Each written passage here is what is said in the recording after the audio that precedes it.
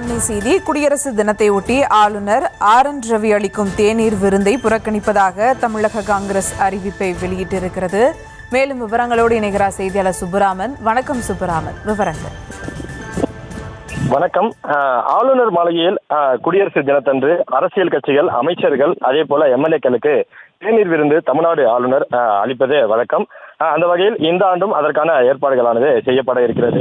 ஆனால் அதற்கு முன்பாகவே தமிழ்நாடு காங்கிரஸ் கமிட்டி அந்த தேநீர் விருந்தில் கலந்து கொள்ளப் போவதில்லை, அதை புறக்கணிக்கிறோம் என்று அவர்கள் தெரிவித்திருக்கிறார்கள்.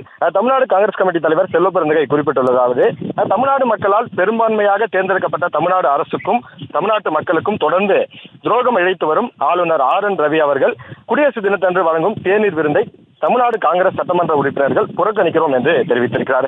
கடந்த ஆண்டு, அதாவது 2025ஆம் ஆண்டு குடியரசு தினத்திற்கு அளித்த தேநீர் விருந்திலும் காங்கிரஸ் கட்சி கலந்து கொள்ளாமல் முதல் ஆளாக புறக்கணித்தது குறிப்பிடத்தக்கது. அதே போல இந்த ஆண்டும் 2026ஆம் ஆண்டு அளிக்கக்கூடிய அந்த தேநீர் விருந்தையும் தமிழ்நாடு காங்கிரஸ் கமிட்டி புறக்கணித்திருக்கிறது.